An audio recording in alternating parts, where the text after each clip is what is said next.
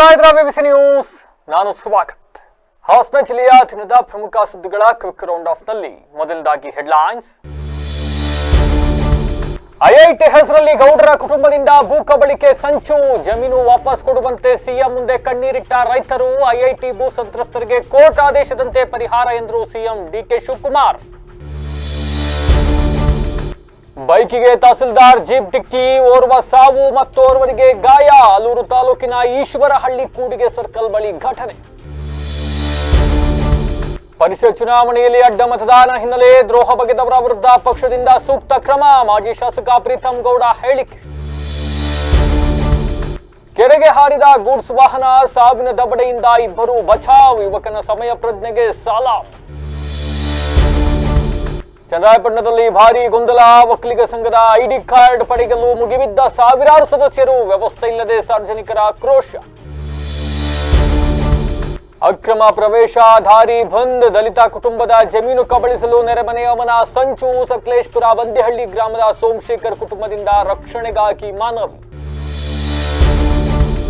Guarantee ಸಮಿತಿ ವಜಾಕ್ಕೆ cement ಮಂಜು ಆಗ್ರಹ, ಗೃಹಲಕ್ಷ್ಮಿ ಯೋಜನೆಯಲ್ಲಿ ಅಕ್ರಮ, ಸರ್ಕಾರದ ಮುಖವಾಡ ಕಳಚಿದೆ ಅಂತ ಕಿಡಿ.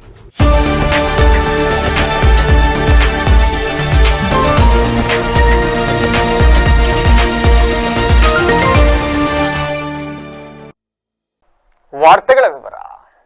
ಹಾಸನದ ಉದ್ದೇಶಿತ ಐಐಟಿ ಭೂ ಸಂತ್ರಸ್ತರಿಗೆ ಕೋರ್ಟ್ ಆದೇಶದಂತೆ ಪರಿಹಾರ ನೀಡಲಾಗುವುದು ಹಾಗೂ ಸರ್ಕಾರ ಸದಾ ರೈತರ ಪರವಾಗಿರಲಿದೆ ಅಂತ ಮುಖ್ಯಮಂತ್ರಿ ಡಿಕೆ ಶಿವಕುಮಾರ್ ಭರವಸೆಯನ್ನು ನೀಡಿದ್ದಾರೆ.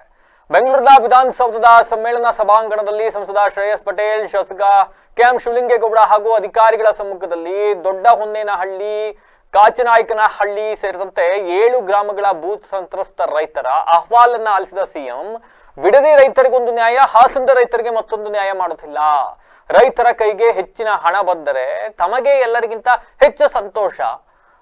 ಇದೇ ವೇಳೆ ಸ್ಥಳದಲ್ಲೇ ಅಧಿಕಾರಿಗಳಿಂದ ನಕ್ಷೆ ಹಾಗೂ ದಾಖಲೆಗಳನ್ನ ತರಿಸಿಕೊಂಡು ಪರಿಶೀಲನೆ ಕೂಡ ಮಾಡಿದ್ದಾರೆ ಸಿಎಂ. ಪ್ರಕರಣದ ಎಲ್ಲಾ ಆಯಾಮಗಳನ್ನ ತನಿಖೆ ನಡೆಸಿ ಕಾನೂನುಬದ್ಧ ಹಾಗೂ ನ್ಯಾಯಸಮ್ಮತ ಶೀಘ್ರ ಪರಿಹಾರ ಕಲ್ಪಿಸುವಂತೆ ಅಧಿಕಾರಿಗಳಿಗೆ ಕಟ್ಟುನಿಟ್ಟಿನ ನಿರ್ದೇಶನವನ್ನು ಕೂಡ ನೀಡಿದ್ದಾರೆ.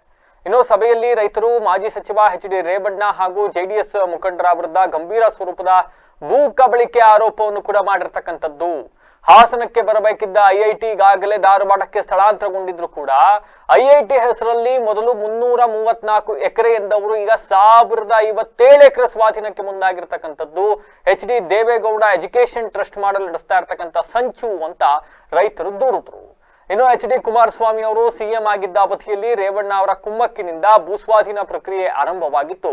ಅಂದಿನಿಂದ ಅಧಿಕಾರಿಗಳು ಅವರ ತಾಳಕ್ಕೆ ತಕ್ಕಂತೆ ಕುಣಿಯುತ್ತಾ ತಮಗೆ ಕಿರುಕುಳವನ್ನ ಕೊಡ್ತಾ ಇದ್ದಾರೆ ಅಂತ ಅಸಮಾಧಾನವನ್ನ ರೈತರು ಹೊರಹಾಕಿರ್ತಕ್ಕಂಥದ್ದು. ರಾಷ್ಟ್ರೀಯ ಹೆದ್ದಾರಿಗೆ ಹೊಂದಿಕೊಂಡಂತಿರ್ತಕ್ಕಂಥ ಪ್ರತಿ ಅಡಿಗೆ 7 ರಿಂದ 8 ಸಾವಿರ ರೂಪಾಯಿ ಬೆಲೆ ಬಾಳ್ತಕ್ಕಂಥ ಕೋಟ್ಯಾಂತರ ರೂಪಾಯಿ ಮೌಲ್ಯದ ಈ ಜಾಗದಲ್ಲಿ ರೇವಣ್ಣ ಹಾಗೂ ಇತರೆ ಜೆಡಿಎಸ್ ನಾಯಕರು ಕೈಗಾರಿಕೆಯನ್ನು ಸ್ಥಾಪಿಸೋದಕ್ಕೆ ಹೊಂಚಾಗ್ತಾ ಇದ್ದಾರೆ ಮತ್ತು ತಮ್ಮನ್ನ ಒಡೆದು ಆಳುವ ಕ್ಲಾಸ್ 1 ಕಾಂಟ್ರಾಕ್ಟರ್ಗಳನ್ನ ಮುಂಚೂಣಿಗೆ ಬಿಟ್ಟಿದ್ದಾರೆ ಅಂತ ಜಮೀನು ಕಳೆದುಕೊಂಡ ರೈತರು ಅಳಲನ್ನ ತೋಡಿಕೊಂಡಿದ್ದಾರೆ. 2007ರಲ್ಲಿ ಎಕರೆಗೆ 15 ರಿಂದ 25 ಲಕ್ಷ ರೂಪಾಯಿ ಪರಿಹಾರವನ್ನು ನಿಗದಿಪಡಿಸಲಾಗಿತ್ತು ಹಾಗೂ ಕೋರ್ಟ್ ನಿರ್ದೇಶನದಂತೆ 50-50 ಅನುಪಾತದಲ್ಲಿ ಅಭಿವೃದ್ಧಿಪಡಿಸತಕ್ಕಂಥ ನಿವೇಶನವನ್ನ ನೀಡಬೇಕಾಗಿದ್ರು ಕೂಡ ನ್ಯಾಯಾಂಗ ತೀರ್ಮಾನವನ್ನ ಸಂಪೂರ್ಣವಾಗಿ ಉಲ್ಲಂಘಿಸಲಾಗಿದೆ ಅಂತಕ್ಕಂಥ ಆರೋಪವನ್ನು ಕೂಡ ಮಾಡಿರ್ತಕ್ಕಂಥದ್ದು. ಇನ್ನು ಪರಿಹಾರ ಪಡೆಯುವಂತೆ ವರ್ಷಕ್ಕೆ 2 ಬಾರಿ ನೋಟಿಸ್ ನೀಡುವ ಅಧಿಕಾರಿಗಳು ಕಚೇರಿಗೆ ಹೋದ್ರೆ ಹಾಸನ, ಮೈಸೂರಿಗೆ ಅಲ್ದಾಡಿಸ್ತಾ ಇದ್ದಾರೆ ಮತ್ತು ನಿವೇಶನ ಕೇಳಿದ್ರೆ ಲಭ್ಯವಿಲ್ಲ ಅಂತ ಹಿಂಬರಹವನ್ನ ನೀಡ್ತಾ ಇದ್ದು ಪರಿಹಾರ ಕೇವಲ ಕಾಗದದ ಮೇಲಷ್ಟೇ ಉಳಿದಿದೆ ಅಂತ ಬೇಸರವನ್ನ ವ್ಯಕ್ತಪಡಿಸಿದ್ದಾರೆ. ಅಂಡ್ ಕೊನೆಗೆ ನಮಗೆ ಪರಿಹಾರದ ಸೈಟು ಬೇಡ, ಹಣವೂ ಬೇಡ, ನಮ್ಮ ಜಮೀನನ್ನ ನಮಗೆ ವಾಪಸ್ ಕೊಡಿಸಿ, ಡಿನೋಟಿಫೈ ಮಾಡಿ ಅಂತ ಕಣ್ಣೀರಿಟ್ಟಿದ್ದಾರೆ ರೈತರು. ಐಐಟಿ ಬರುವುದಾದ್ರೆ ತಾವು ವಿರೋಧಿಸೋದಿಲ್ಲ, ಮತ್ತೆ ಅದಕ್ಕಾಗಿ 350 ಎಕರೆ ಕೊಡ್ಸೋಕೆ ನಾವೆಲ್ಲ ಸಿದ್ಧರಾಗಿದ್ದೀವಿ. ಆದ್ರೆ ರೈತರ ಇಷ್ಟೂ ದೂರುಗಳನ್ನ ಆಲಿಸಿದ್ದಾರೆ ಸಿಎಂ. ಅಧಿಕಾರಿಗಳಿಗೆ ಮತ್ತೊಂದು ಸುತ್ತಿನ ಚರ್ಚೆಯನ್ನು ಕೂಡ ನಡೆಸ್ತೀವಿ ಅಂತ ಹೇಳಿದ್ದಾರೆ. ಫೈನ್, ಏನಾಗುತ್ತೆ ನೋಡೋಣ. ಯಾವಾಗ ಬಿಡದಿಯಲ್ಲಿ ರೈತರು ಹಾಗೂ ಸರ್ಕಾರ, ಮತ್ತೊಂದು ಕಡೆ ಜೆಡಿಎಸ್ ನ ನಾಯಕರಾದಂತ ಕುಮಾರಸ್ವಾಮಿ, 3 ಜನರ ನಡುವೆ ತ್ರಿಕೋನವಾಗಿ ಒಂದು ಜಟಾಪಟಿ ನಡೀತಾ ಇದೆಯೋ, ಈ ನಡುವೆ ಇದೀಗ ಹಾಸನದ ರೈತರಿಂದ ಅಕ್ವೈರ್ ಮಾಡ್ಕೊಂಡಿರ್ತಕ್ಕಂಥ ಜಮೀನುಗಳ ವಿಚಾರಕ್ಕೆ ಸಂಬಂಧಪಟ್ಟಂತೆ ಇದೊಂದು ದೊಡ್ಡ ಬೆಳವಣಿಗೆ ಈಗ ನಡೀತಾ ಇರ್ತಕ್ಕಂಥದ್ದು. SIR ಬಗ್ಗೆ ನಾನು ಒಂದು ರಿವ್ಯೂ ಮೀಟಿಂಗ್ ಮಾಡ್ತೀನಿ, ಮಾಡಿಬಿಟ್ಟು ವಾಪಸ್ಸು ನಾನು ಸಾಯಂಕಾಲ ಮೀಡಿಯಾಗೆ ಹೇಳ್ತೀನಿ. ಹಾಸನಿಂದ ಬಂದಂಥ ರೈತರು ಅವರು ಗೋಳು ಕೇಳಿದ್ದೀನಿ, ಅದು ಕೂಡ ಸಾಯಂಕಾಲ ನಾವು ವಿರುದ್ಧ ಇಲ್ಲ. ಯಾರು ವಿರುದ್ಧ ಅಂತ ಹೇಳಿದರು? AIT ಬರೋದನ್ನ ಅವತ್ತಿನಿಂದಲೂ ಸ್ವಾಗತಿಸಿದ್ವಿ, ಮುಂದೆ ಸ್ವಾಗತಿಸ್ತೀವಿ. ಈಗ 2007ರಲ್ಲಿ ಈಗ ಬಂದಿಲ್ಲ ರೀ. 2007ರಿಂದಲೂ 20 ವರ್ಷಗಳಿಂದ ಸತತವಾಗಿ ರೈತರು ಹೋರಾಟ ಮಾಡ್ತಾ ಇದ್ದಾರೆ. ನಮ್ಗೇನು ಕೋರ್ಟ್ಗೆ ಹೋಗಿ ಕೋರ್ಟ್ ನಲ್ಲಿ ತೀರ್ಮಾನ ಆಗಿರ್ತಕ್ಕಂತ ಭೂಮಿನ ಸೈಟ್ ನ ಕೊಡಿ, ಉಳಿದನ್ನ ನೀವು ಉಪಯೋಗಿಸ್ಕೊಳ್ಳಿ ಏನಕ್ಕೆ ಬೇಕಾರ್ವೆ. KID ದಿನಾರು ಮಾಡಿ, IIT-ನಾರು ಅಂತ ನಾನು ಹೇಳಕ್ಕೆ ನಾನು ಯಾವ್ದೇ ಕಾರಣಕ್ಕೂ ಒಪ್ಕೊಳಕ್ಕೆ ತಯಾರಿಲ್ಲ. ಈಗ ಕಾನೂನು ಸುವ್ಯವಸ್ಥೆಯಿಂದ ಪಾಪ ನಾನು ಹೇಳ್ತಾ ಇದ್ದೀನಿ, ರೈತರು ಎಲ್ಲೋ ಒಂದ್ ಕಡೆ ಒಂದು ಹಿಂಜರಿಕೆ, ಒಂದು ಭಯ ಇತ್ತು, ಭಯದ ವಾತಾವರಣ ಇತ್ತು. ಯಾಕೆ ಹಾಸನ ಜಿಲ್ಲೆ ನಿಮ್ ಎಲ್ಲರಿಗೂ ಗೊತ್ತು, ಮಾಧ್ಯಮದವರಿಗೆ, ಹಾಸನ ಜಿಲ್ಲೆ ಎಷ್ಟು ಭಯದ ವಾತಾವರಣ ಮುಂಚೆ ಇತ್ತು ಅನ್ನೋದು. ಆ ಭಯದಿಂದ ಈಗ ಒಬ್ಬೊಬ್ಬರಿಗೆ ಒಂದು ಧೈರ್ಯದಿಂದ ಹೊರಗಡೆ ಬರ್ತಿದ್ದಾರೆ.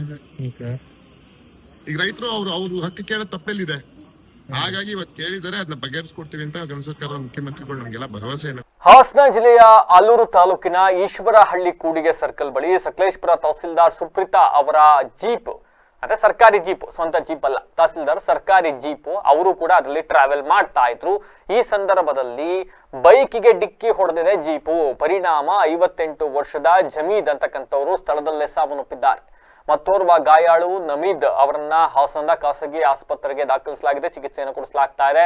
ಇನ್ನು ಬೈಕಿಗೆ ಡಿಕ್ಕಿ ಹೊಡೆದ ಪರಿಣಾಮ ಬೈಕ್ ಸವಾರನೋರ್ವ ಸ್ಥಳದಲ್ಲೇ ಸಾವನ್ನಪ್ಪಿ ಮತ್ತೋರ್ವ ಗಾಯಗೊಂಡಿರ್ತಕ್ಕಂಥ ದಾರುಣ ಘಟನೆ ಹಾಸನ ಜಿಲ್ಲೆಯ ಆಲೂರು ತಾಲೂಕಿನ ಈಶ್ವರಹಳ್ಳಿ ಕೂಡಿಗೆ ಸರ್ಕಲ್ ಬಳಿ ನಡೆದಿರ್ತಕ್ಕಂಥದ್ದು. ಅಪಘಾತದಲ್ಲಿ ಮೃತಪಟ್ಟ ದುರ್ದೈವಿಯನ್ನ ಹಾಸನದ ಪೆನ್ಷನ್ ಮೊಹಲ ನಿವಾಸಿ ಜಮೀದ್ ಅಂತ ಈಗಾಗಲೇ ಗುರುತಿಸಲಾಗಿದೆ. ಇವರ ಜೊತೆ ಪ್ರಯಾಣ ಮಾಡ್ತಾ ಇದ್ದವ್ರಿಗೂ ಕೂಡ ಗಾಯಗಳಾಗಿದ್ದಾವೆ. ಇನ್ನು ಜಮೀದ್ ಹಾಗೂ ನಮೀದ್ ಅವರಿಬ್ರು ಕೂಡ ಕೆಲಸದ ನಿಮಿತ್ತ ಬೈಕ್ ನಲ್ಲಿ ಸಕಲೇಶಪುರಕ್ಕೆ ತೆರಳುತ್ತಾ ಇದ್ರು. ಈಶ್ವರಹಳ್ಳಿ ಕೂಡಿಗೆ ಸರ್ಕಲ್ ಬಳಿ ತೆರಳುತ್ತಾ ಇದ್ದಾಗ ಸಕಲೇಶಪುರ ತಹಸೀಲ್ದಾರ್ ಸುಪ್ರೀತಾ ಅವರಿದ್ದ ಜೀಪು ಅತಿವೇಗವಾಗಿ ಬಂದು ಇವರ ಬೈಕಿಗೆ ಡಿಕ್ಕಿ ಹೊಡೆದಿದೆ ಅಂತ ಹೇಳಲಾಗ್ತಾ ಇದೆ.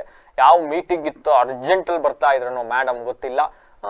ಅವ್ರ ಡ್ರೈವರ್ ಬರ್ತಿರ್ತಾರೆ, ಪಾಪ ಇವ್ರೇನ್ ಮಾಡ್ತಾರೆ, ಡಿಕ್ಕಿಯ ರಭಸಕ್ಕೆ ಬೈಕ್ ನಲ್ಲಿದ್ದ ಜಮೀದ್ ಅವರು ಗಂಭೀರವಾಗಿ ಗಾಯಗೊಂಡು ಸ್ಥಳದಲ್ಲೇ ಪ್ರಾಣ ಬಿಟ್ಟುಬಿಟ್ಟಿದ್ದಾರೆ. ಇನ್ನೆಷ್ಟು ಸ್ಪೀಡ್ ಇತ್ತು ಅನ್ನೋದನ್ನ ನೀವು ಇಲ್ಲೇ ಊಹಿಸ್ಕೊಬೋದಾಗತ್ತೆ.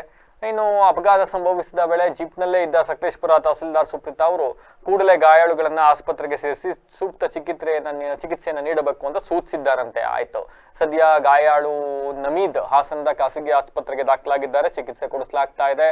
ಇನ್ನು ಘಟನಾ ಸ್ಥಳಕ್ಕೆ ಹಾಸ್ಪಿಟ್ಲು, ಮಾರ್ಚರಿ ಎಲ್ಲ ಕಡೆಗೂ ಕೂಡ ಇವರು ಆಲೂರು ಸಕಲೇಶಪುರ ವಿಧಾನಸಭಾ ಕ್ಷೇತ್ರದ ಶಾಸಕ ಸಿಮೆಂಟ್ ಮಂಜು ಅವರು ಭೇಟಿಯನ್ನ ನೀಡಿ ಪರಿಶೀಲನೆ ನಡೆಸಿದ್ದಾರೆ. ಕುಟುಂಬಕ್ಕೆ ನೆರವಾಗುವ ಭರವಸೆಯನ್ನು ಕೂಡ ನೀಡಿದ್ದಾರೆ. ಇನ್ನು ಪೋಯಂತಿನಂತೆ ಪೊಲೀಸರು ಭೇಟಿ ನೀಡಿ ಪರಿಶೀಲನೆ ನಡೆಸಿ ಪ್ರಕರಣ ದಾಖಲಿಸಿಕೊಂಡಿದ್ದಾರೆ. ಇವೆಲ್ಲದರ ನಡುವೆ ಮತ್ತೊಂದು ವಿಪರ್ಯಾಸ ಅಂತ ಅಂದ್ರೆ RTO ಇಂದ ಬರ್ತಕ್ಕಂಥ ಅಧಿಕೃತ ವಾಹನ್ ಆಪ್ ನಲ್ಲಿ ತೋರಿಸ್ತಾ ಇರ್ತಕ್ಕಂಥ ಪ್ರಕಾರ ತಹಸೀಲ್ದಾರ್ ಅವರು ಬರ್ತಾ ಇದ್ದ ಕಾರಿಗೆ ಇನ್ಶೂರೆನ್ಸೇ ಇಲ್ಲ. 25 ಜನವರಿ 2025 ಲ್ಯಾಪ್ಸ್ ಆಗಿ ಹೋಗಿದೆಯಂತೆ. ಸರ್ಕಾರಕ್ಕೊಂದು ಕಾನೂನು, ಸಾಮಾನ್ಯ ಜನಕ್ಕೊಂದು ಕಾನೂನು ಅಂತ ಜನ ಈಗ ಇದನ್ನ ಪ್ರಶ್ನೆ ಮಾಡುವಂತಾಗಿದೆ. ಇಲ್ಲ, ನಾನೀಗ ಆಸ್ಪತ್ರೆಗೆ ಹೋಗಿ ಮೃತಪಟ್ಟಿರ್ತಕ್ಕಂಥ ಮೃತದೇಹವನ್ನು ಕೂಡ ನಾನೀಗ ನೋಡ್ಕೊಂಡು ಬಂದಿದ್ದೀನಿ. ಅವರ ಕುಟುಂಬದವ್ರ ಜೊತೆನೂ ಕೂಡ ನಾನು ಮಾತಾಡಿದ್ದೀನಿ. ಜಮ್ಶೀದ್ ಅಂತಕ್ಕಂಥ ವ್ಯಕ್ತಿ ಮೃತಪಟ್ಟಿದ್ದಾರೆ. ನದೀಮ್ ಅಂತಕ್ಕಂಥ ವ್ಯಕ್ತಿಗೆ ಕಾಲು ಮೂಳೆ ಕಟ್ಟಾಗಿರ್ತಕ್ಕಂಥ ನಾವು ಗಮನಿಸಿದ್ದೀವಿ. ಪರಿಶೀಲನೆಯನ್ನು ಮಾಡಿ ಯಾರೂ ಕೂಡ ಅಪಘಾತವನ್ನು ಉದ್ದೇಶಪೂರ್ವಕವಾಗಿ ಮಾಡಲ್ಲ, ಆಕಸ್ಮಿಕವಾಗಿ ಆಗಿದೆ. ಪಾಪ ಅವನು ಕೂಡ ಒಂದು ಬಡ ಕುಟುಂಬದ ಹುಟ್ಟಿರ್ತಕ್ಕಂಥ ವ್ಯಕ್ತಿ. ಅವರು ಕೂಡ ಅನ್ಯಾಯ ಆಗದ ರೀತಿಯಲ್ಲಿ ನಾವು ಕೂತು ಸೂಕ್ತವಾದ ಕ್ರಮನ ತಗೊಳ್ಳಿಕ್ಕೆ ಪ್ರಯತ್ನ ಮಾಡ್ತೀವಿ. ಯಾಕೆಂದರೆ ಅದು ಕೂಡ ಒಂದು ಸರ್ಕಾರಿ ವಾಹನ ಇದೆ, ಆ ರೀತಿ ಆಗಿರಲಿಕ್ಕೆ ಸಾಧ್ಯ ಇಲ್ಲ. ಪರಿಶೀಲನೆಯನ್ನು ಮಾಡಿ ಅವನಿಗೆ ಏನು ಕಾನೂನು ಪ್ರಕಾರವಾಗಿ ಏನು ಸಿಗಬೇಕು ಆ ರೀತಿಯಾಗಿ ನಾವು ಈಗ ತಹಸೀಲ್ದಾರು ನಾವು ಸರ್ಕಾರದ ಜೊತೆ ಚರ್ಚೆ ಮಾಡಿ ಒಳ್ಳೆ ರೀತಿಯಲ್ಲಿ ಪಾಪ ಬಡವನಿಗೆ ಅನ್ಯಾಯ ಆಗಬಾರ್ದಲ್ಲ, ಉತ್ತಮ ನಿರ್ಧಾರವನ್ನು ತಗೋತೀನಿ. ಪಾಪ ಅವ್ನು ಹೆಲ್ಮೆಟು ಹಾಕಿದಂತೆ ಕ್ಲಿಪ್ ಏನೋ ಹಾಕ್ತಲೇ ಆರೋಗಿದೆ ಅಂತಕ್ಕಂಥದ್ದು ಹೇಳ್ತಾರೆ. ಅವರು ಚಿನ್ನಳ್ಳಿ ವಾಸಿನೇ, ಅಲ್ಲಿಂದ ಮನೆಯೆಲ್ಲ ಮಾರ್ಕೊಂಡು ಅವ್ರು ಇಲ್ಲಿಗೆ ಹಾಸನಕ್ಕೆ ಬಂದಿದ್ದಾರೆ. ವಿಜಯನಗರದಲ್ಲಿ ಇದ್ದಾರೆ. ಅವ್ರು ಕಾರ್ಪೆಂಟ್ರ್ ಕೆಲಸ ಮಾಡ್ಕೊಂಡಿದ್ದು. ಅಲ್ಲಿ ಸುತ್ತಮುತ್ತ ಅವ್ರಿಗೆ ಪರಿಚಯ ಇರೋದ್ರಿಂದ ಅವರು ಬಾಳುಪೇಟೆ, ಹಾಸನ, ಸಕಲೇಶಪುರ ಇದ್ದ ತಿರುಗ್ತಾ ಇದ್ದರು. ತಿರುಗುವ ಸಂದರ್ಭದಲ್ಲಿ ಏನಾದರೂ ಅವ್ರು ಹೊಂಕರಳ್ಳಿಯಲ್ಲಿ ಕೆಲಸ ಇತ್ತು. ಆ ಕಾರಣದಿಂದ ಅವರು ಬಾಳುಪೇಟೆ ಹಾಸನದಿಂದ ಬಾಳುಪೇಟೆ ಹೋಗೋ ಮಾರ್ಗದಲ್ಲಿ ಈಚಳ್ಳಿ ಕೂಡಿಗೆ ಹತ್ರ ಆ ತಹಸೀಲ್ದಾರ್ ಜೊಬ್ಬ ಸಕಲೇಶಪುರದಿಂದ ಬರುವಾಗ ಬಂದು ಗಾಡಿ ಹೊಡೆದಿದೆ. ಗಾಡಿ ಹೊಡೆದಾಗ ಪಲ್ಟಿಯಾಗಿ ಅವ್ರದ್ದು ಬುಲೋರಾ ಗಾಡಿ ತಹಸೀಲ್ದಾರ್ ಅವ್ರದ್ದು ಹೊಡೆದು ಸಕಲೇಶಪುರ ತಹಸೀಲ್ ಅವ್ರ ಹೆಸರು ನಮಗೆ ಗೊತ್ತಿಲ್ಲರಪ್ಪ, ಏನು ವಿಚಾರಣೆ ಮಾಡಿಲ್ಲ. ತಹಸೀಲ್ದಾರ್ ಹೌದು, ಡ್ರೈವರ್ ಕುಮಾರ್ ಏನಂತ ಹೆಸರು, ಅವರು ಆ ಥರ ಆಗಿದ್ದು. ಅಲ್ಲಿ ಜಮ್ಶಿದ್ ಅಂತ ಹೇಳ್ಬಿಟ್ಟು ಅದೇನು ಆಕ್ಸಿಡೆಂಟು ಒಂದು ಅಫಿಷಿಯಲ್ ವೆಹಿಕಲಿಂದ ಆಗಿದೆ. ಅದು ಏನೋ ಈಶ್ವರಳ್ಳಿ ಕೊಡುಗೆ ಟರ್ನಿಂಗ್ ಹತ್ರ ಆಗಿದೆ, ಅವ್ರು ತೀರ್ಕೊಂಡಿದ್ದಾರೆ. ನಮ್ಮದೇನೆಂದರೆ ಅದೇನು ತನಿಖೆ ಮಾಡಬೇಕು, ಫಸ್ಟು ನಿಷ್ಪಕ್ಷವಾಗಿ ತನಿಖೆ ಮಾಡಬೇಕು. ಅದು ಪರ್ಟಿಕ್ಯುಲರ್ ಸ್ಟೇಷನ್ ಏನಿದೆ ಅಲ್ಲಿ ನಮ್ಮ ಹುಡುಗರು ಹೋಗಿದ್ದಾರೆ, ಅಲ್ಲಿ ಯಾವುದೇ ರೀತಿಯ ಒಂದು ಕಾರ್ಯಗಳು ಸ್ಪಂದಿಸ್ತಾ ಇಲ್ಲ ಅಂತ ಕೇಳ್ಬರ್ತಾ ಇದೆ. ಕಂಪ್ಲೇಂಟು ತಗೊಳ್ಳೋಕ್ಕೆ ಯಾರು ಸಿದ್ಧ ಇಲ್ಲ ಅಂತ ಹೇಳ್ತಾ ಇದ್ದಾರೆ. ನಮ್ಮ ಕಡೆಯಿಂದ ಏನಂದರೆ ಅದು ಒಂದು ಫಸ್ಟ್ ತನಿಖೆ ಆಗಬೇಕು. ತನಿಖೆ ಆಗಿ ಅವರಿಗೆ ಒಂದು ನ್ಯಾಯ ಕೊಡಿಸ್ಬೇಕು ಸರ್. ಯಾಕಂದರೆ ಅವರು ಡ್ರೈವರ್ ಬಂದು ಗುದ್ದಿದಾರಲ್ಲ, ಒಂದು ತಹಸೀಲ್ದಾರ್ ವೆಹಿಕಲ್ಲು ಏನು ಬೊಲೆರೋ ಬಂದು ಗುದ್ದಿದ್ದಾರೆ. ಉಪ್ಪು ತಿಂದವರು ನೀರು ಕುಡಿಯಲೇಬೇಕು, ತಪ್ಪು ಮಾಡಿದ್ರೆ ಶಿಕ್ಷೆ ಆಗೇ ಆಗುತ್ತೆ, ಅದರಲ್ಲಿ ಎರಡು ಮಾತಿಲ್ಲ ಅಂತ ಹಾಸನ ವಿಧಾನಸಭಾ ಕ್ಷೇತ್ರದ ಮಾಜಿ ಶಾಸಕ ಹಾಗೂ ರಾಜ್ಯ ಬಿಜೆಪಿ ಪ್ರಧಾನ ಕಾರ್ಯದರ್ಶಿ ಪ್ರೀತಮ್ ಗೌಡ ಹೇಳಿದ್ದಾರೆ. ಹಾಸನದಲ್ಲಿ ಮಾತನಾಡಿರ್ತಕ್ಕಂಥ ಅವರು ಕರ್ನಾಟಕ ವಿಧಾನ ಪರಿಷತ್ ಚುನಾವಣೆಯಲ್ಲಿ ಪಕ್ಷಕ್ಕೆ ದ್ರೋಹ ಬಗೆದು ಅಡ್ಡ ಮತದಾನ ಮಾಡಿದ ವಿರುದ್ಧ ಪಕ್ಷ ಗಂಭೀರವಾಗಿ ಈಗಾಗಲೇ ಪ್ರಕರಣವನ್ನು ತೆಗೆದುಕೊಂಡಿದ್ದು, ಅಡ್ಡ ಮತದಾನ ಮಾಡಿದವರ ವಿರುದ್ಧ ಪಕ್ಷ ಸೂಕ್ತ ಕಾನೂನು ಕ್ರಮವನ್ನ ಜರುಗಿಸುತ್ತೆ. ಪಕ್ಷದ ವ್ಯಾಪ್ತಿಯಲ್ಲಿ ಈಗಾಗಲೇ ಸಿಟಿ ರವಿ ಅವರ ನೇತೃತ್ವದಲ್ಲಿ ತನಿಖೆ ಮಾಡಿದ್ರು. ಸತ್ಯ ಸಂಶೋಧನೆಯನ್ನ ತನಿಖೆ ಮೂಲಕ ಪತ್ತೆ ಹಚ್ಚಲಾಗಿದೆ, ಅದನ್ನ ರಾಜ್ಯ ನಾಯಕರ ಗಮನಕ್ಕೆ ತಂದಿದ್ದಾರೆ. ಇದು ಪಾರ್ಟಿ ಆಂತರಿಕ ವಿಚಾರವಾಗಿದ್ದು ಪಾರ್ಟಿಯಲ್ಲೇ ಇದನ್ನ ಬಗೆಹರಿಸಿಕೊಳ್ತೀವಿ. ಇದು ಇಂಟರ್ನಲ್ ಮ್ಯಾಟರ್, ಹಾಗಾಗಿ ಇದನ್ನ ಹೊರಗಡೆ ಮಾತಾಡೋದಿಲ್ಲ. ಬಟ್ ಸ್ಟಿಲ್ ಉಪ್ಪು ತಿಂದವರು ನೀರು ಕುಡಿತಾರೆ, ಇದರಲ್ಲಿ ಎರಡು ಮಾತಿಲ್ಲ. ದೆಹಲಿ ಸೇರಿದಂತೆ ಪಾರ್ಟಿಯ ಕೋರ್ ಕಮಿಟಿ ಸದಸ್ಯರು ಇದನ್ನ ಗಂಭೀರವಾಗಿ ತೆಗೆದುಕೊಂಡಿದ್ದಾರೆ. ಅವರು ಯಾವ ನಿರ್ಧಾರಕ್ಕೆ ತೆಗೆದುಕೊಳ್ತಾರೆ ಅನ್ನೋದನ್ನ ಕಾದು ನೋಡೋಣ ಅಂತ ಹೇಳಿದ್ರು. ಇದೇ ಸಂದರ್ಭದಲ್ಲಿ ಈಗಾಗಲೇ ಟಿಕೆಟ್ ವಿಚಾರವಾಗಿ ಜಟಾಪಟಿ ನಡೀತಾ ಇರ್ತಕ್ಕಂಥದ್ದು ಎಲ್ಲರಿಗೂ ಕೂಡ ಗೊತ್ತಿರ್ತಕ್ಕಂಥ ವಿಚಾರವೇ. ಇನ್ನೂ 2 ವರ್ಷಗಳ ಅವಧಿ ಬಾಕಿ ಇರುವಾಗಲೇ ಟಿಕೆಟ್ ಗುದ್ದಾಟ ನಡೀತಾ ಇದೆ. ಹಾಸನದಲ್ಲಿ NDA ಮೈತ್ರಿ ಇದೆ, ಒಂದು ಕಡೆ JDS, ಬಿಜೆಪಿ ಇಲ್ಲಿ ಎದುರಾಳಿಗಳು. ಈ ನಡುವೆ ಸ್ವರೂಪ್ ಪ್ರಕಾಶ್ ಸಿಟ್ಟಿಂಗ್ MLA ಇದ್ದಾರೆ. ಹೀಗಾಗಿ ಟಿಕೆಟ್ ವಿಚಾರವಾಗೂ ಕೂಡ ಪ್ರೀತಮ್ ಗೌಡ್ರು ಒಂದಿಷ್ಟು ಪ್ರಸ್ತಾಪಗಳನ್ನ ಮಾಡಿದ್ದಾರೆ. ಮುಂದಿನ ಬಾರಿ ನಾನೇ ಚುನಾವಣೆಗೆ ಸ್ಪರ್ಧಿಸ್ತೀನಿ ಅನ್ನೋದನ್ನ ನಾನು ಹೇಳ್ತೀನಿ, ನಾನೇ ಸ್ಪರ್ಧೆ ಮಾಡ್ತೀನಿ ಅಂತ ಅವ್ರು ಹೇಳ್ತಾರೆ. ನನಗೆ ಟಿಕೆಟ್ ಕೊಟ್ರೆ ನನ್ನ ಪರವಾಗಿ ಅವ್ರು ಕೆಲಸ ಮಾಡಬೇಕು, ಅವ್ರಿಗೆ ಟಿಕೆಟ್ ಕೊಟ್ರೆ ಅವ್ರ ಪರವಾಗಿ ನಾನು ಕೆಲಸ ಮಾಡ್ತೀನಿ. ನಮ್ಮಿಬ್ರಿಗೂ ಬೇಡ ಅಂತ ಮೂರನೇ ಯಾವ್ದಾದ್ರು ಒಬ್ಬ ವ್ಯಕ್ತಿ ಕೊಟ್ರೆ ಆಗ ಇಬ್ರು ಸೇರಿ ಅವ್ರ ಪರವಾಗಿ ಕೆಲಸ ಮಾಡಬೇಕು. ಒಟ್ಟಿನಲ್ಲಿ NDA ಅಭ್ಯರ್ಥಿ ಗೆಲ್ಲಿಸೋ ಹತ್ರ ನಮ್ಮ ಚಿತ್ತ ಇರಬೇಕು ಅಂತ ಹೇಳಿಕೆಯನ್ನು ನೀಡಿದ್ದಾರೆ.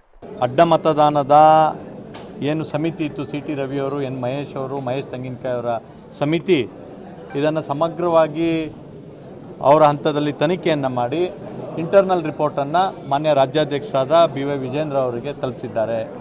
ಅದನ್ನು ರಾಷ್ಟ್ರೀಯ ಅಧ್ಯಕ್ಷರು ಮತ್ತು ರಾಷ್ಟ್ರೀಯ ನಾಯಕರುಗಳಿಗೆ ತಲುಪಿಸೋಂಥ ಕೆಲಸವನ್ನು ರಾಜ್ಯ BJP ಘಟಕ ಮಾಡುತ್ತೆ. ಇದು ಇಂಟರ್ನಲ್ ರಿಪೋರ್ಟು, ಇದನ್ನು ಬಹಿರಂಗಪಡಿಸೋಂಥದ್ದು ಪ್ರಶ್ನೆನೇ ಉದ್ಭವ ಆಗಲ್ಲ. ಅದರ ಸತ್ಯಶೋಧನೆ, ಸತ್ಯಾಸತ್ಯತೆಯನ್ನು ತಿಳಿಸೋಂಥ ಕೆಲಸವನ್ನು ಮಾನ್ಯ CT ರವಿಯವರ ನೇತೃತ್ವದ ತಂಡ ಮಾಡಿದೆ. ಅದನ್ನು ಪಾರ್ಟಿಯ ಆಂತರಿಕ ವಿಚಾರವನ್ನು ಆಂತರಿಕವಾಗಿ ಬಗೆಹರಿಸ್ಕೊಳ್ಳೋದು. ನೋಡಿ, ಇಂಟರ್ನಲ್ ಮ್ಯಾಟರು, ಅದರ ಡಿಸಿಷನ್ ಏನು ಅನ್ನೋಂಥದ್ದು ರಾಷ್ಟ್ರೀಯ ನಾಯಕರು ಮಾಡ್ತಾರೆ. ಯಾರೇ ಉಪ್ಪು ತಿಂದಿದ್ರು ಅವ್ರು ನೀರು ಕುಡಿತಾರೆ. ಆದರೆ ಯಾರೂ ಕೂಡ ಪಕ್ಷಕ್ಕಿಂತ ಹೊರತಾಗಿಲ್ಲ. ಇದ್ರ ಬಗ್ಗೆ ಮುಂದಿನ ದಿನಗಳಲ್ಲಿ ಕಾದು ನೋಡೋಣ. ವರದಿ ಇರೋಂಥದ್ದು ಆಂತರಿಕ, ನೀವು ಯಾರು ಎಕ್ಸ್ಪೆಕ್ಟ್ ಮಾಡಬೇಡಿ BJP ಬಂದು ಇಂಥವ್ರು. ತಿಪ್ಟೂರಿನಿಂದ ಅರಸೀಕೆರೆ ನಗರಕ್ಕೆ ಬರ್ತಾ ಇದ್ದ ಅಶೋಕ್ ಲೇಲ್ಯಾಂಡ್ ಗೂಡ್ಸ್ ವಾಹನವೊಂದು ಚಾಲಕನ ನಿಯಂತ್ರಣ ತಪ್ಪಿ ನಗರದ ಕಂತೇನಹಳ್ಳಿ ಕೆರೆ ಸಮೀಪ ಪಲ್ಟಿಯಾಗಿ ನೇರವಾಗಿ ಕೆರೆಗೆ ಹಾರಿದ ಘಟನೆ ಸೋಮವಾರ ನಡೆದಿದೆ. ಅಪಘಾತ ಸಂಭವಿಸಿದ ಕ್ಷಣದಲ್ಲೇ ವಾಹನದಲ್ಲಿದ್ದ ಚಾಲಕ ಹಾಗೂ ಮತ್ತೊಬ್ಬ ವ್ಯಕ್ತಿ ಕೆರೆಯ ನೀರಿನಲ್ಲಿ ಸಿಲುಕಿ ಪ್ರಾಣಾಪಾಯದ ಪರಿಸ್ಥಿತಿಯನ್ನು ಎದುರಿಸ್ತಾ ಇದ್ರು. ಸ್ಥಳದಲ್ಲಿದ್ದ ಸಾರ್ವಜನಿಕರು ಆತಂಕಕ್ಕೊಳಗಾದ ವೇಳೆ ಸ್ಥಳೀಯ ನಿವಾಸಿ ಮಂಜು ಅವರ ಅಪಾರ ಧೈರ್ಯ ಮತ್ತು ಸಮಯ ಪ್ರಜ್ಞೆ ಇಲ್ಲಿ ನಾವು ಶ್ಲಾಘಿಸಬೇಕು. ಹಗ್ಗದ ಸಹಾಯದಿಂದ ಕೆರೆಯೊಳಗೆ ಸಿಲುಕಿದ್ದ ಇಬ್ಬರನ್ನು ಕೂಡ ಸುರಕ್ಷಿತವಾಗಿ ಹೊರತೆಗೆದಿದ್ದಾರೆ. ಇದರಿಂದ ಸಂಭವಿಸಬಹುದಾದ ಭಾರೀ ದುರಂತವೊಂದು ಇಲ್ಲಿ ತಪ್ಪಿದಂತಾಗಿದೆ. ವರಿಗೊಂಡಿನು ಸ್ಥಳೀಯ ಯುವಕ ಮಂಜು ಅವರ ಸಾಹಸ, ಸಮಯೋಚಿತ ನಿರ್ಧಾರ ಮತ್ತು ಮಾನವೀಯ ಸೇವೆಗೆ ಸಾರ್ವಜನಿಕರು ಹಾಗೂ ಸ್ಥಳೀಯ ಮುಖಂಡರು ಮೆಚ್ಚುಗೆಯನ್ನು ವ್ಯಕ್ತಪಡಿಸಿದ್ದಾರೆ. ನಿಮ್ಮ ಹೆಸರು? ಮಂಜು ಅಂತ. ಏನಾಯ್ತು ಮಂಜು ಅವರ? ಇಲ್ಲಿ ಅಪ್ಸೈಡ್ ಆಯ್ತು ಗಾಡಿ ಅಪ್ಸೈಡ್ ಆಯ್ತು. 4 ಪಲ್ಟಿ ಏನೋ ಹೊಡಿತು ಗಾಡಿ. ಅಲ್ಲಿಂದ ಓಡ್ ಬಂದೆ ಒಳಗಿದ್ದು. ಆಮೇಲೆ ಹಗ್ಗ ಹಾಕಿ ನೀವೇ ಹಗ್ಗ ಹಾಕಿ ಹಿಡಿದಿದ್ದ? ಇಬ್ರು ಕೆಳಗಿತ್ರ? ಯಾವ ಗಾಡಿ ಅದು? ಅಶೋಕ್ ಲೇಲ್ಯಾಂಡ್. ಇಬ್ರಿಗೂ ಏನಾಗಿಲ್ಲ ಅಲ್ಲ? ಚನ್ನರಾಯಪಟ್ಟಣದ ಮೈಸೂರು ರಸ್ತೆಯಲ್ಲಿ ಇರತಕ್ಕಂಥ ಜಿಲ್ಲಾ ಸಹಕಾರಿ ಬ್ಯಾಂಕಿನ ಮೇಲ್ಭಾಗದಲ್ಲಿ ಇಂದು 2022ರಿಂದ 25ರ ರಾಜ್ಯ ಒಕ್ಕಲಿಗ ಸಂಘದ ಹೊಸ ಸದಸ್ಯರ ಸದಸ್ಯತ್ವ ಪಡೆದ ಗುರುತಿನ ಚೀಟಿಯನ್ನು ವಿತರಿಸಲಾಗುವುದು ಅಂತ ತಿಳಿಸಲಾಗಿತ್ತು. ಅದರಂತೆ ಇವತ್ತು ಬೆಳಗ್ಗೆ 9 ಗಂಟೆಯಿಂದ ಸಾವಿರಾರು ಮಂದಿ ಸರದಿ ಸಾಲಲ್ಲಿ ನಿಂತು ಗುರುತಿನ ಚೀಟಿಯನ್ನ ಪಡೆಯೋದಕ್ಕೆ ಮುಂದಾದರು. ಆದರೆ ಗುರುತಿನ ಚೀಟಿ ಹಂಚಿಕೆ ಮಾಡಲು ಜಿಲ್ಲಾ ಒಕ್ಕಲಿಗ ಸಂಘದಿಂದ 2 ಜನ ಮಹಿಳೆ ಅಧಿಕಾರಿಗಳನ್ನ ನೇಮಕ ಮಾಡಲಾಗಿತ್ತು. ಆದರೆ ಇಬ್ಬರು ಕೂಡ ಮಹಿಳೆಯರ ಸುಮಾರು ಸಾವಿರಾರು ಹೊಸ ಸದಸ್ಯತ್ವ ಪಡ್ತಕ್ಕಂಥ ಸದಸ್ಯರುಗಳನ್ನ ನಿಭಾಯಿಸೋದಕ್ಕೆ ಎಲ್ಲ ಒಂದು ಕಡೆ ಅವ್ರಿಗೆ ಸಾಧ್ಯ ಆಗಲಿಲ್ಲ. ಇಬ್ಬರ ಮೇಲೆ ಮುಗಿಬಿದ್ದ ಜನ ಗುರುತಿನ ಚೀಟಿ ಪಡೆಯೋದಕ್ಕೆ ಇವತ್ತು ಸಿಗದವ್ರು ಮತ್ತೆ ಸಿಗದೇ ಇಲ್ವೇನೋ ಅನ್ನೋ ರೀತಿಯಲ್ಲಿ ಮುಗಿಬಿದ್ರು. ಯಾವುದೇ ರೀತಿಯಾದಂಥ ಮುಂಜಾಗ್ರತಾ ಕ್ರಮಗಳು ಸೌಕರ್ಯಗಳನ್ನು ಒದಗಿಸದೆ ದಿಢೀರಂತ ಈ ಥರ ಹಂಚಿಕೆ ಮಾಡ್ತೀವಿ ಅಂತ ಹೇಳಿದ್ರಿಂದ ಈ ಥರದ್ದೆಲ್ಲ ಆಗಿದೆ ಅಂತ ಹೇಳಲಾಗ್ತಾ ಇದೆ. ಇನ್ನು ಜಿಲ್ಲೆಯಿಂದ ಚುನಾವಣೆಯಲ್ಲಿ ಆಯ್ಕೆಯಾದ ರಾಜ್ಯ ಒಕ್ಕಲಿಗರ ಸಂಘದ ನಿರ್ದೇಶಕರುಗಳಾದ ಶಾಸಕ CN ಬಾಲಕೃಷ್ಣ ಹಾಗೂ ರಘುಗೌಡ ಮತ್ತೆ ಬಾಗೂರು ಮಂಜೇಗೌಡ ಹಾಗೂ ಸಂಬಂಧಪಟ್ಟ ಅಧಿಕಾರಿಗಳು ಯಾವುದೇ ರೀತಿಯಾದಂಥ ಪ್ರತಿಕ್ರಿಯೆಯನ್ನು ನೀಡ್ತಾ ಇಲ್ಲ. ಈ ಬಗ್ಗೆ ಹೊಸ ಸದಸ್ಯರುಗಳ ಗುರುತಿನ ಚೀಟಿಯನ್ನು ವಿತರಣೆ ಮಾಡೋದಕ್ಕೆ ಇಷ್ಟು ಗೊಂದಲಗಳಾಗ್ಬಿಟ್ರೆ ಹೆಂಗೆ ಅಂತ ಜನ ಇವತ್ತು ಪ್ರಶ್ನೆಯನ್ನ ಮಾಡ್ತಾ ಇದ್ದಾರೆ. ಲೆಕ್ಕ ಅಂತ ನಮ್ಮ ತಾಲೂಕಲ್ಲಿ 3 ಜನ ಮೆಂಬರ್ಗಳು ಡೈರೆಕ್ಟರ್ಗಳು ಸರಿಯಾದ ಹೊಸ ಕಾರ್ಡ್ ಕೊಡೋಕೆ ಸರಿಯಾದ ವ್ಯವಸ್ಥೆ ಮಾಡಿಲ್ಲ. ಹೆಂಗ್ ಬೇಕಂತ ನೋಡ್ತಾರೆ ರಾಜಕೀಯ ಮಂಡಳಿ ನುಗ್ತಾರೆ ತಗೊಂಡು ಹೋಯ್ತಾವ್ರು. ಬೆಳಿಗ್ಗೆ 9:10 ಗಂಟೆ ಸಾಹಿತ್ಯ ಒಟ್ಟಿಟ್ಟಿಲ್ಲ ಎಲ್ಲ ಈ ವ್ಯವಸ್ಥೆ ಸರಿಯಾದ ವ್ಯವಸ್ಥೆ ಮಾಡಿ ಕವಲಿ ಕಾರ್ಡ್ ಕೊಡೋದ್ರ ಮಾಡಬೇಕು. 2 ದಿನ ಸರಿಯಾಗಿ ನೋಡಿ ಮಧ್ಯಾಹ್ನ 4 ಗಂಟೆ ಆಯ್ತು ಮಕ್ಕಳು ಸ್ಕೂಲಲ್ಲಿ ಮಕ್ಕಳು ಕರ್ಕೊಂಡೋಗ್ಬೇಕು. ಅದು ಯಾರು ಬರುತ್ತೆ ಆ ಥರ ಆಗಿದೆ. ಸಕಲೇಶಪುರ ತಾಲೂಕಿನ ಬೆಳಗೋಡು ಹೋಬಳಿಯ ಬಂದಿಹಳ್ಳಿ ಗ್ರಾಮದ ನಿವಾಸಿಯಾದ ಸೋಮಶೇಖರ್ ಹಾಗೂ ಅವರ ಕುಟುಂಬಸ್ಥರು ತಮ್ಮ ಪಿತ್ರಾರ್ಜಿತ ಜಮೀನನ್ನ ಕಬಳಿಸುವುದಕ್ಕೆ ನೆರೆಹೊರೆಯವರು ದೌರ್ಜನ್ಯ ಎಸಗ್ತಾ ಇದ್ದಾರೆ ಅಂತ ಆರೋಪಿಸಿ ಮಾಧ್ಯಮಗಳ ಮುಂದೆ ತಮ್ಮ ಅಳಲನ್ನು ತೋಡಿಕೊಂಡಿದ್ದಾರೆ. ಬೆಳಗೋಡು ಹೋಬಳಿಯ ಕುಣಿಗನಹಳ್ಳಿ ಗ್ರಾಮದ ಸರ್ವೆ ನಂಬರ್ 54ರಲ್ಲಿ ಆದಿ ಕರ್ನಾಟಕ ಸಮುದಾಯಕ್ಕೆ ಸೇರಿದ ಸೋಮಶೇಖರ್ ಅವರ ಜಂಟಿ ಕುಟುಂಬಕ್ಕೆ ಸೇರಿದ 4 ಎಕರೆ ಪಿತ್ರಾರ್ಜಿತ ಜಮೀನಿದೆ. ಇದರ ಪಾಣಿಯು ಕೂಡ ಅವರ ಹೆಸರಲ್ಲೇ ಚಾಲ್ತಿಯಲ್ಲಿದೆ. ಈ ಜಮೀನಿನಲ್ಲಿ ತಲೆಮಾರುಗಳಿಂದ ಕಾಫಿ, ಸಿಲ್ವರ್ ಹಾಗೂ ಮೆಣಸು ಬೆಳೆಯನ್ನ ಬೆಳ್ಕೊಂಡು ಬರ್ತಾ ಇದ್ದೀವಿ. ಆದರೆ ಇತ್ತೀಚೆಗೆ ಕಸಬಾ ಹೋಬಳಿ ಕೋಗರವಳ್ಳಿ ಗ್ರಾಮದ ನಿವಾಸಿ ಜಾಜೂದಾರರಾದ ಸಂತೋಷ್ ಬಿನ್ ಲೇಟ್ ನಾಗರಾಜು ಎಂಬುವವರು ಜಮೀನಿಗೆ ಅಕ್ರಮವಾಗಿ ಪ್ರವೇಶಿಸಿ ಈ ಭೂಮಿ ನಮಗೆ ಸೇರಬೇಕು ಅಂತ ಹೇಳಿ ಉಳುಮೆಗೆ ತೀವ್ರ ಅಡ್ಡಿಯನ್ನು ಪಡಿಸ್ತಾ ಇದ್ದಾರೆ ಅಂತ ಸೋಮಶೇಖರ್ ಸುದ್ದಿಗೋಷ್ಠಿಯಲ್ಲಿ ದೂರಿದ್ದಾರೆ. ಅಂಡ್ ಬಾಧಿತ ಕುಟುಂಬದ ಜಮೀನು ಸುತ್ತಲೂ ಕೂಡ ಸಂತೋಷ್ ಎಂಬುವವರ ಜಮೀನು ಮಧ್ಯದಲ್ಲಿದ್ದು ವರ್ಷದಿಂದ ಜಮೀನಿಗೆ ಓಡಾಡಕ್ಕಿದ್ದ ಹಳೆ ರಸ್ತೆಯನ್ನು ಕೂಡ ಸಂತೋಷ್ ಸಂಪೂರ್ಣವಾಗಿ ಮುಚ್ಚಾಕಿದ್ದಾರೆ. ಅಲ್ಲದೆ ಜಮೀನಿನ ಸುತ್ತಲೂ ಕೂಡ ಸೋಲಾರ್ ಬೇಲಿ ಅಳವಡಿಸುವ ಮೂಲಕ ದಲಿತ ಕುಟುಂಬಕ್ಕೆ ಜಮೀನಿಗೆ ಹೋಗದಂತೆ ದಿಗ್ಬಂಧನವನ್ನು ವಿಧಿಸಿದ್ದಾರೆ. ಕಡಿಮೆ ಬೆಲೆಗೆ ಜಮೀನನ್ನ ನಮಗೇ ಮಾರಿ ಇಲ್ಲಿಂದ ತೊಲಗಬೇಕು ಅಂತ ದುರುದ್ದೇಶದಿಂದ ಸಂತೋಷ್ ಅವರು ಗುಂಪು ಕಟ್ಕೊಂಡ್ಬಂದು ನಮಗೆ ಬೆದರಿಕೆಯನ್ನು ಹಾಕ್ತಾ ಇದ್ದು ನಮಗೆ ನ್ಯಾಯ ದೊರಕಿಸ್ಕೊಡ್ಬೇಕು ಅಂತ ಆಗ್ರಹಿಸಿದ್ದಾರೆ. ಆಗಲಿ ನಮ್ಮ ತಹಸೀಲ್ದಾರೇ ಆಗಲಿ ಎಸಿನೇ ಆಗಲಿ ಕ್ರಮ ಕೈಗೊಂಡು ನಮಗೆ ಈ ವಾರದಲ್ಲಿ ಕೆಲಸ ಮಾಡೋಕ್ಕೊಂದು ಅನುಕೂಲ ಮಾಡಿಕೊಡ್ಬೇಕು ಅಂತ ನಾನು ಇದರಲ್ಲಿ ವಿನಂತಿ ಮಾಡ್ಕೊಳ್ತಾ ಇದ್ದೀನಿ. ಇಲ್ಲ ಅಂದರೆ ನಿಮ್ಮ ಆಫೀಸ್ ಮುಂದ್ಗಡೆ ಧರಣಿ ಕೂತು ಬೇರೆ ಕೆಲಸ ನಾನು ಮಾಡ್ತೀನಿ. ಆದಷ್ಟು ಬೇಗ ನ್ಯಾಯ ಸಿಗಬೇಕು. ನನಗೆ ಇಷ್ಟರಲ್ಲೇ ನ್ಯಾಯ ಸಿಗಬೇಕು. ನಾನು ನಮ್ಮ ಉಸ್ತುವಾರಿ ಸಚಿವರಾದಂಥ ಜಿಲ್ಲೆ ಕೃಷ್ಣ ಬೈರೇಗೌಡರ ಹತ್ರನೂ ಮಾತಾಡಿದ್ದೀನಿ. ಅದು ಬಿಟ್ಟರೆ ನಮ್ಮ ಮುಖ್ಯಮಂತ್ರಿ ಕಡೆಯಿಂದ ಮಾತಾಡಿದ್ದೀನಿ. ಸಿದ್ದರಾಮಯ್ಯರಿದ್ದಾಗ 16ರಲ್ಲಿ ರೀಗ್ರಾಂಟ್ ಆಗಿರೋದು. ನಾವೇನು ಕಂದಾಯ ಕಾಣಿಕೆ ಏನು ಕಟ್ತಲೇ ನಾನು ಅಲ್ಲಿ ಹೋಯ್ತಲ್ಲ. ಈಗ ಜಮೀನಿಗೆ ಇವ್ರು ಎಲ್ಲ ಕಡೆಯಲ್ಲೂ ಸುತ್ತುವರೆದ್ಬಿಟ್ಟು ಜಮೀನು ಮಾಡ್ಕೊಬಿಟ್ಟು ಸೋಲಾರ್ ಬೇಲಿ ಅಳವಡಿಸ್ಕೊಂಡ್ರೆ ನಾವು ಯಾವ ರೀತಿ ಹೋಗೋದು? ಇವೆಲ್ಲ ತಗೋಬೇಕಲ್ವ? ನಮ್ಮ ಮಾನ್ಯ ಶಾಸಕರಿಗೂ ಹೇಳಿದ್ದೀನಿ, ಎಲ್ಲ ಗಮನಕ್ಕೂ ತಂದೆ ಮಾಡ್ತಿರೋದು ನಾವು. ಇದು ಲಾಸ್ಟ್ ಫೈನಲ್ ವಾರ್ನಿಂಗ್ ಅವ್ರಿಗೆ ಕೊಡ್ತಿರೋದು ನಾನು. ಇಲ್ಲ ಆಗೋ ರಾತ್ರಿ ಧರಣಿ ಮಾಡಬೇಕಾಗತ್ತೆ ತಾಲೂಕು ಆಫೀಸ್ ಮುಂದ್ಗಡೆ ಕೂತ್ಕೊಂಡು. ಯಾರು ಅಧಿಕಾರಿಗಳಾಗ್ಲಿ ಯಾರಾಗ್ಲಿ ನಮಗೆ ಸಹಾಯ ಮಾಡೋದು ಬಂಧನ ಯಾರು ಮುಂದೆ ಬರ್ತಾನೆ ಇಲ್ಲ ಸಮಯ. ರಾಜ್ಯ ಸರ್ಕಾರದ ಗ್ಯಾರಂಟಿ ಯೋಜನೆಗಳಲ್ಲಿ ಒಂದಾದ ಗೃಹಲಕ್ಷ್ಮಿ ಯೋಜನೆಯಡಿ ಸುಮಾರು 225 ಕೋಟಿ ಹಗರಣ ನಡೆದಿದೆ ಅಂತ CAG ವರದಿಯನ್ನ ನೀಡಿರ್ತಕ್ಕಂಥದ್ದು ಸರ್ಕಾರದ ಮುಖವಾಡ ಕಳಚಿದಂತಾಗಿದೆ ಇದರಿಂದ ಅಂತ ಹೇಳಿ ಆಲೂರು ಸಕಲೇಶಪುರ ಶಾಸಕ ಸಿಮೆಂಟ್ ಮಂಜು ಟೀಕಿಸಿದ್ದಾರೆ. ಸುದ್ದಿಗೋಷ್ಠಿಯಲ್ಲಿ ಮಾತನಾಡಿರ್ತಕ್ಕಂಥ ಅವರು ಶಾಸಕ ಮಹೇಶ್ ಟೆಂಕನಕಾಯಿ ಹೇಳಿದಂತೆ 1.24 ಕೋಟಿ ಮಹಿಳೆಯರಿಗೆ ಸೇರಬೇಕಾಗಿದ್ದ 2 ತಿಂಗಳ 5,000 ಕೋಟಿ ಬಾಕಿ ಹಣವನ್ನ ಸರ್ಕಾರ ತಕ್ಷಣ ಬಿಡುಗಡೆ ಮಾಡಬೇಕು. ಯಾವ ಖಾತೆಯಲ್ಲಿ 5,000 ಕೋಟಿ ಹಣ ಇದೆ ಎಂದು ತಿಳಿಸಬೇಕು ಅಂತ ಒತ್ತಾಯಿಸಿದ್ದಾರೆ. ಹಾಗೆಯೇ ಮೃತಪಟ್ಟ 1.06 ಲಕ್ಷ ಜನರ ಖಾತೆಗೆ 116 ಕೋಟಿ ಜಮಾ ಮಾಡಿರುವ ಈ ಸರ್ಕಾರಕ್ಕೆ ಕನಿಷ್ಠ ಜವಾಬ್ದಾರಿ ಇದೆಯೇ ಅಂತ ಪ್ರಶ್ನೆ ಮಾಡಿರ್ತಕ್ಕಂಥ ಅವರು ಇಂಥ ತಪ್ಪು ಕಂಡು ಹಿಡಿಯಲಾಗದ ಅನುಷ್ಠಾನ ಸಮಿತಿಯ ಅಧ್ಯಕ್ಷರು ಹಾಗೂ ಸಮಿತಿಯನ್ನ ಕೂಡಲೇ ವಜಾ ಮಾಡಬೇಕು ಅಂತ ಒತ್ತಾಯಿಸಿದರು. ಮುಂದುವರೆದು 19,000ಕ್ಕೂ ಹೆಚ್ಚು ಜನರಿಗೆ 60.70 ಕೋಟಿ ಡಬಲ್ ಪೇಮೆಂಟ್ ಮಾಡಿದ್ದು ತಾಂತ್ರಿಕ ದೋಷವೋ ಅಥವಾ ವ್ಯವಸ್ಥಿತ ಲೂಟಿಯೋ ಎಂಬುದನ್ನು ಬಹಿರಂಗಪಡಿಸಬೇಕು ಅಂತಕ್ಕಂಥ ಮನವಿಯನ್ನು ಕೂಡ ಮಾಡಿದ್ದಾರೆ ಸಿಮೆಂಟ್ ಮಂಜು ಅವರು. ಹೆಸರೇ ಇಲ್ಲದ ಬ್ಯಾಂಕ್ ಖಾತೆಗಳಿಗೆ 46.65 ಕೋಟಿ ರೂಪಾಯಿ ಹಣ ವರ್ಗಾವಣೆ ಮಾಡಿದ್ರ ಹಿಂದೆ ಯಾರ ಹಸ್ತವಿದೆ ಅನ್ನೋದು ತನಿಖೆ ಆಗಬೇಕು. ವಾಲ್ಮೀಕಿ ನಿಗಮದ ಅವ್ಯವಹಾರದ ರೀತಿ ಲೂಟಿ ಮಾಡಿದ್ದಾರೆ ಈ ವಿಚಾರದಲ್ಲೂ ಅಂತ ದೂರಿದ್ದಾರೆ. ಇನ್ನು ಒಟ್ಟಿನಲ್ಲಿ ಗೃಹಲಕ್ಷ್ಮಿ ಯೋಜನೆಯಲ್ಲಿ ಲೋಪದೋಷ ಆಗಿರ್ತಕ್ಕಂಥದ್ದು, ಅವ್ಯವಹಾರ ನಡೆಸಿರ್ತಕ್ಕಂಥದ್ದು, ಸಾರ್ವಜನಿಕರ ತೆರಿಗೆ ಹಣವನ್ನ ಈ ಮೂಲಕ ವ್ಯಯ ಮಾಡಲಾಗಿದೆ ಸರ್ಕಾರ. ಹಾಗಾಗಿ ಇದಕ್ಕೆ ಉತ್ತರವನ್ನ ಕೊಡಬೇಕು ಅಂತ ಒತ್ತಾಯಿಸಿದ್ರು.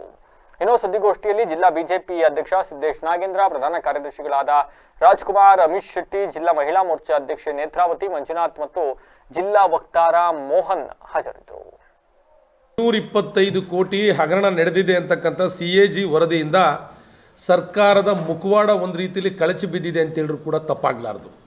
ಬಹುಮುಖ್ಯವಾಗಿ ಮಹೇಶ್ ತೆಂಗಿನಕಾಯಿರವರು ಸುಮಾರು 1,24,00,000 ಮಹಿಳೆಯರಿಗೆ ಸೇರಬೇಕಾಗಿರ್ತಕ್ಕಂಥ 2 ತಿಂಗಳುಗಳ ಅಂದರೆ ಒಬ್ಬರಿಗೆ 2,000 ರೂಪಾಯಿ ರೀತಿಯಲ್ಲಿ ಏನು 5,000 ಕೋಟಿಯಷ್ಟು ಹಣವನ್ನು ಸರ್ಕಾರ ಪೇಮೆಂಟ್ ಮಾಡ್ದಲೇ ಬಾಕಿ ಇಟ್ಕೊಂಡಿತ್ತು.